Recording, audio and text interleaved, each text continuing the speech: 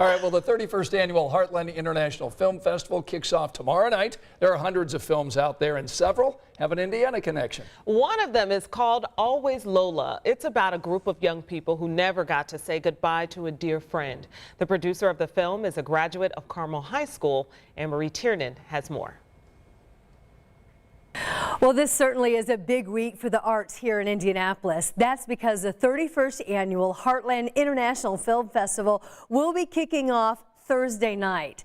There are hundreds of films, and several of them have an Indiana connection. One of my favorites is called Always Lola.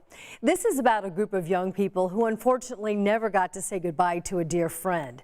Now, the producer of this film is a graduate of Carmel High School, and she met her director husband in college at Miami of Ohio. Here's more.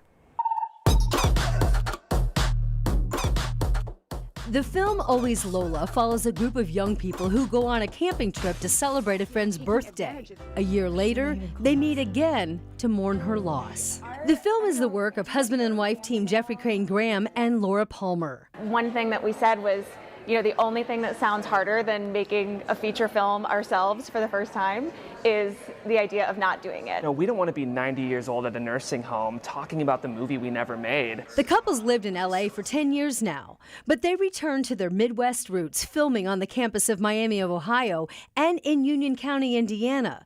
They shot the entire film in 11 long days. Anytime you were like, what were we thinking, blending our work and our professional? Every day. It was a nightmare. Let me tell you.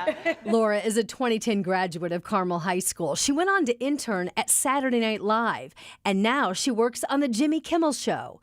A dream career sparked here. My first touch point with entertainment was when my high school theater teacher took us to the Heartland Film Festival on a field trip.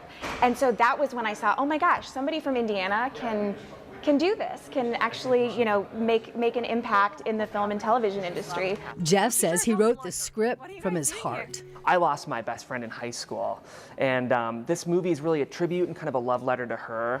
And he used his industry connections to hire the stars or actors from around the country. But it was fun to bring them all into Indiana and Ohio and watch them kind of fall in love with the Midwest. We kind of designed the production as sort of a co-production with Miami University. I taught a class leading up to production, kind of about how we put the film together, you know, how you take a script from pre-production all the way through post-production.